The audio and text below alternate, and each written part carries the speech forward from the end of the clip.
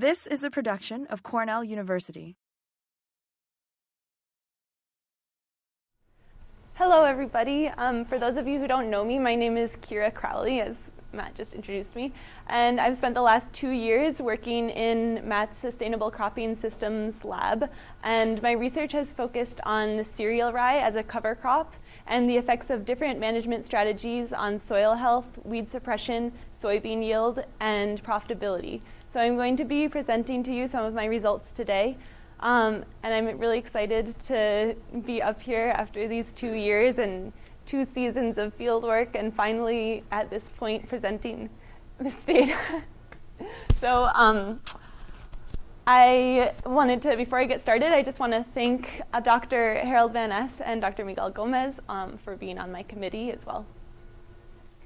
So I'm going to start just with a brief introduction to my research, and then I'm going to focus on the results.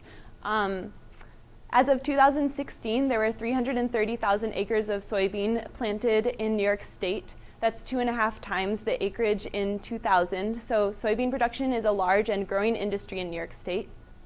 In addition, as of 2014, New York ranked number 3 in the country in terms of number of organic farms. So organic production is also a large and growing industry in New York State. However, as I'm sure many of you are aware of, there are many challenges with organic production. And perhaps the main challenge is with weed suppression. So typically in organic systems, the main tool for managing weeds is tillage. However, reliance on tillage can lead to problems. As we all know, it can destroy soil structure, which can lead to erosion and compaction. It's also quite fuel and labor intensive, so that presents a challenge. The third challenge I'd like to talk about is not only a challenge to organic production, but to all agricultural production, and that's increased climate variability. What you're seeing in this map is that between 1958 and 2012, the amount of precipitation falling during heavy rainfall events increased 71% in the Northeast region. So we're seeing more intense storms. We're also seeing more drought like we experienced last summer. So how are we going to deal with all of these challenges? Well, one possible solution is planting cover crops, and that's really what our lab focuses on, and it's an exciting solution that a lot of farmers and researchers are interested in. It has potential to improve soil health and weed suppression and perhaps even increase profitability. And so my research is really focused on cereal rye as a cover crop and assessing the extent to which it can address some of these challenges. So why cereal rye? Well, cereal rye is a really great cover crop for several reasons. One is that it's feasible for a late fall planting, so that's really important, especially in the Northeast, where harvesting is typically later and you really need to get a cover crop established and going before the winter comes. Cereal rye also reduces winter soil erosion. It produces a large amount of biomass, so it is good at suppressing weeds. And it can also be used as a forage, which we'll talk a little bit more about. So there were 3 different management methods of cereal rye that we were really interested in looking at. The first involves incorporating the cereal rye at jointing stage, and we call this the plow down treatment. Then we had a rylage treatment where the cereal rye was harvested at boot stage and the stubble was incorporated. And then finally, we have a plow down treatment where the cereal rye was roller crimped and laid on the soil surface to remain there throughout the season as a weed suppressive mulch. And I'll show you a short clip of a roller crimper in a second in case you haven't seen one before. But these 3 treatments were compared to a no cover crop treatment. And we were especially interested in the rylage and roll down treatments. The rylage because of growing interest from farmers in harvesting their cover crops to increase profitability, and the roll down because of its ability to suppress weeds and therefore allow no-till during the soybean season in organic production. So in case some of you haven't seen a roller crimper, this is the roller crimper rolling down the cereal rye in my experiment in 2016.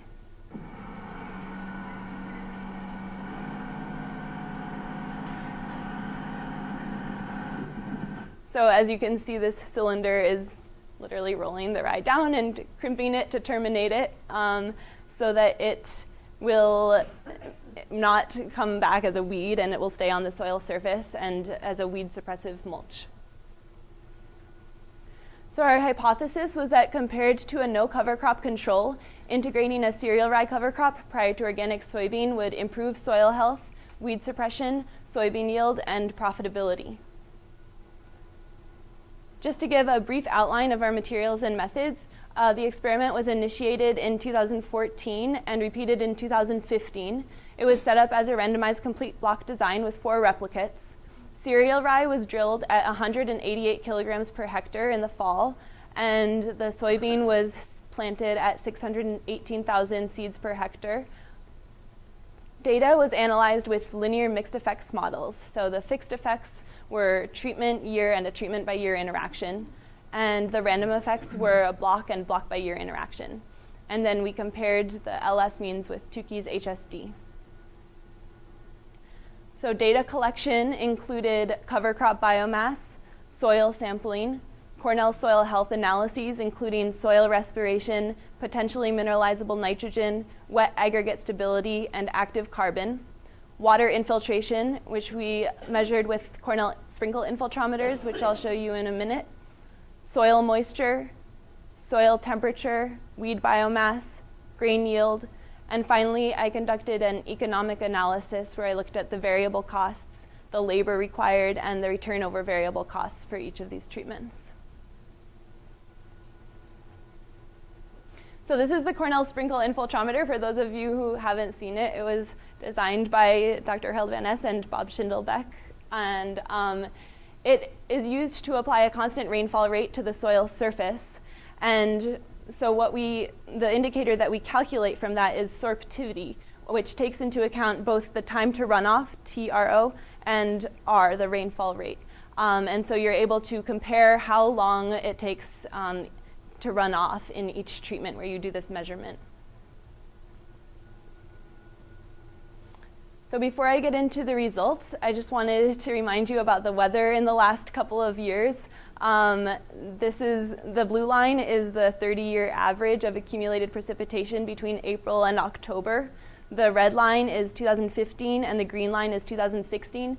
As you can see, 2015 was an abnormally wet year, and 2016 was abnormally dry, and it's especially important to note this flat line here in June and throughout a lot of July, where we were really getting no rain at all, and that really did affect our results.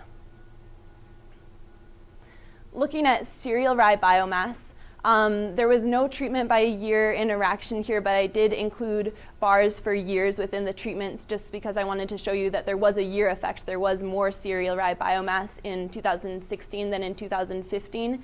And this is simply because the cereal rye was seeded earlier. It was seeded on September 18th in that second year, whereas it was seeded on October 7th the year before that. So we did have more cereal rye biomass the second year. But what's more important to note here is the treatment differences. So these letters indicate differences pooled over years. So we're seeing that the roll down had a higher cereal rye biomass than the other 2 treatments. And this is simply because it was in the ground growing for longer, like 2 to 3 weeks longer. So there was significantly more biomass there that was rolled down. Getting into some of the soil health results. As I said, I did several soil health tests. However, there were no treatment differences with wet aggregate stability or active carbon, and I don't really have time today to get into the potentially mineralizable nitrogen results, so I'm going to present the soil respiration results. And soil respiration is really a measure of how much CO2 is evolved during a certain time period, so it's measuring microbial activity. And we did see a higher soil respiration in the roll-down treatment compared to the no-cover treatment, and this can be explained by the fact that there was more biomass in that treatment. The cereal rye was growing for a long time, the roots were developed, and it makes sense that there would be more microbial activity in that treatment than in the no-cover where there was no cereal rye. Looking at sorptivity, just to remind you, this was an indicator that was calculated by using the Cornell sprinkle infiltrometer, so we're measuring the time to runoff, and we are seeing that in the roll-down treatment, the time to runoff was longer than in the no-cover treatment. And again, this makes sense. as the water is dripping from the infiltrometer in the roll down treatment, that cereal rye is absorbing a lot of that water and also slowing down the water going to the soil surface, giving it more time to infiltrate. In addition, there's macropores that the cereal rye roots have created growing in that soil, so that also facilitates infiltration. So it makes sense that there would be a longer time to run off in the roll down treatment compared to the no cover. Moving on to soil moisture. This is soil moisture in 2015. In 2015, we started measuring at the beginning of August. And as you can see, so the stars here are to signify that the roll down treatment had a mean that was significantly different than the other 3 treatments. So we're seeing that the roll down treatment on these 4 dates had significantly higher soil moisture than all of the other treatments. And this can be explained by the cereal rye slowing down evaporation and also enhancing water infiltration, as we saw with the sorptivity. And we saw this trend again in 2016. This time I knew what I was doing a little bit better and started measuring earlier in the season. So I started measuring soil moisture May 31st when we planted the soybeans. And we saw higher soil moisture in the roll down treatment compared to all the other treatments on many of the dates measured. And this has been seen in the literature. As I said, it makes sense, slowed evaporation and improved infiltration. Looking at soil temperature, I'm going to only present soil temperature data from 2016 because, again, we only started collecting data in 2015 in August, and there were no differences between treatments. But in 2016, we did see differences between treatments when we looked at weekly average and maximum temperatures. So as you can see here, again, the star is indicating when the roll down had a significantly different mean compared to the other 3 treatments, and this time a lower mean. So you can see that the roll down on several of the dates had a lower average and lower maximum weekly temperature compared to the other treatments. And this is simply because of the insulative effects of the cereal rye. So it's blocking that solar radiation and also reflecting it. So the lower soil temperatures have been seen in other literature and could be a bad thing earlier in the season when soybeans are just germinating and starting to grow, but it could also be a good thing later in the season when soybeans in tilled treatments have higher soil temperature and might be experiencing heat stress. And in this treatment, they're really protected from that. Moving on to weed biomass. We did see higher weed biomass in the roll down treatment compared to the other treatments.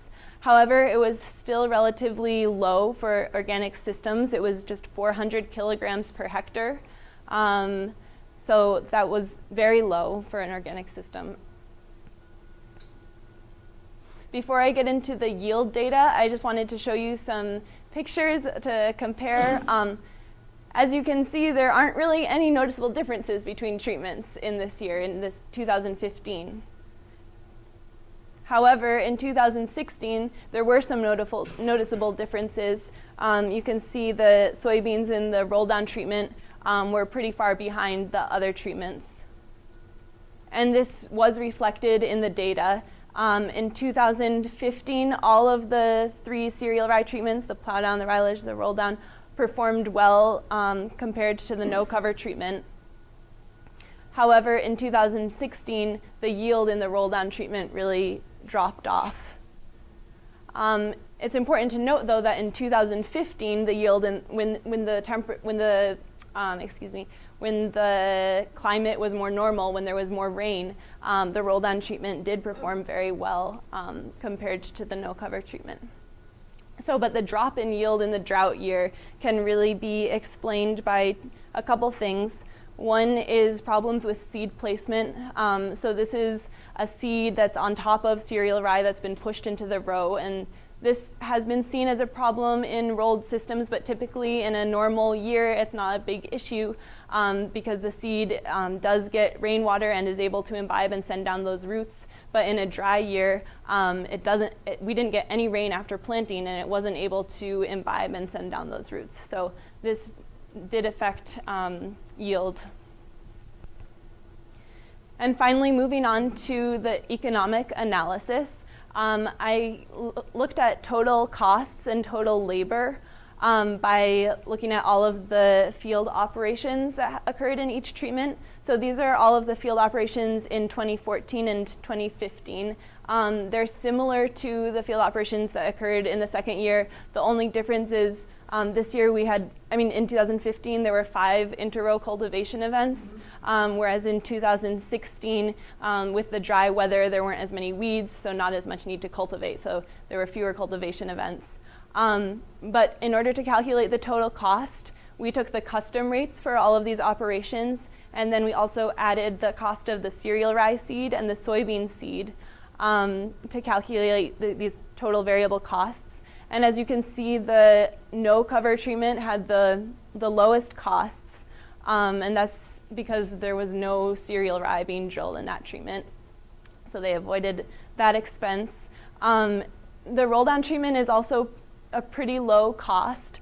So that's showing that the lack of cultivation, that's money saved from not cultivating in that treatment, was almost enough to compensate for the cereal rye. And then looking at the labor, this is really, really interesting, is the low labor in the roll down treatment. And that is because, again, of the lack of cultivation. And so you're saving a lot of labor time in that treatment by not doing that cultivation. So not only compared to the no cover is it lower labor, but also compared to the plow down, which might be a more typical way of managing cereal rye in organic systems, it is much lower labor. Moving on to the return over variable costs, the rylage performed very well, although it had higher costs, as we saw in the past slide, mainly because of the harvesting and baling expenses. You're getting a lot of added income from that rylage. So it did have higher profitability than the other 2 cereal rye treatments in both years, and even higher profitability than the no cover treatment in 2015. And then in the roll down treatment in 2015, we saw that the profitability was comparable to the no cover and the roll down and the plow down. However, in 2016, the profitability dropped, and again, that was because of the yield drop. So in conclusion, compared to the no cover treatment, there was greater soil respiration in the roll down treatment. There was greater infiltration and soil moisture in the roll down treatment compared to the other treatments. Weed biomass was greater in the roll down treatment, but again, very reasonable for an organic system, really pretty low. The yield was very low in the roll down treatment in the drought year in 2016. However, it's important to note that it was also very good in 2015 when we had more rain, and that's more of a typical year for us. So it was important to learn that it doesn't do well in drought, but it also does do well when there is more moisture, more rain. The costs were lowest in the no cover treatment, but the labor requirement was lowest in the roll down treatment. And finally, profitability was greater in the rylage treatment than other cereal rye treatments in both of the years. So overall, in summary, there is no one cereal rye management method that gives you all of the benefits: the soil health, the weed suppression, the soybean yield, the profitability. Certain ones give you a smattering of benefits. You see the rylage, you're getting increased profitability. With the roll down, you're getting some increases in soil health and also reduction in labor, which is very important. And you are, as I said, also having comparable yields and comparable profitability in that roll down treatment in a good year. And so the roll down treatment is really getting pretty close to hitting a lot of those benefits. But good to note that it doesn't work so well in a drought year. Finally, I would like to thank everybody that helped me in this. I was really worried I was going to forget somebody, and I think I did well. So the Cornell Nutrient Analysis Lab, Tatiana and Alejandro and Shelley, thank you all for your help. And I'd also like to thank the USD ORG program for funding this research, the Sustainable Cropping Systems Lab, all of our present and past members, all of the research assistants that helped with the field work, and finally the Cornell Soil Health Lab for helping me with all those analyses, and then Paul Stokowski out at Musgrave Research Farm and all of his team for helping with the field work. Thank you. And I'll take any questions. We do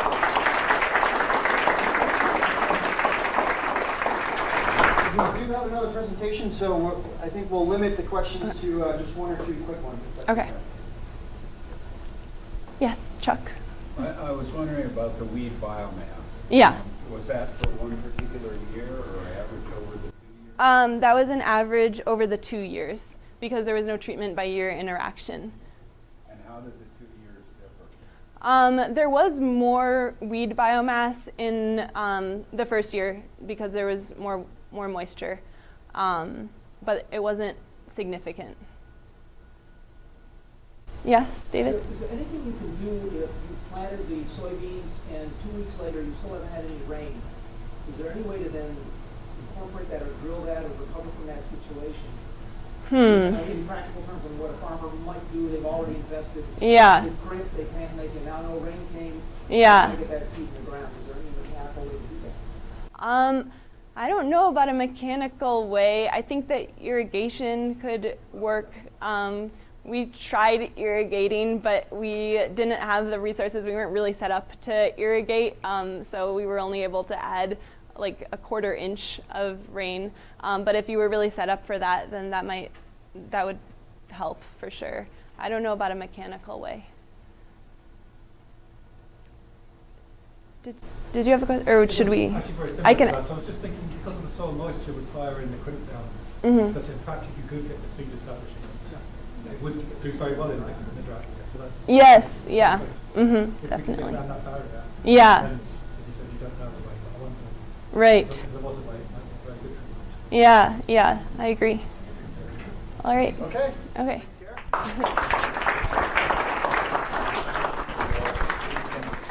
Kiera. This has been a production of Cornell University, on the web at cornell.edu.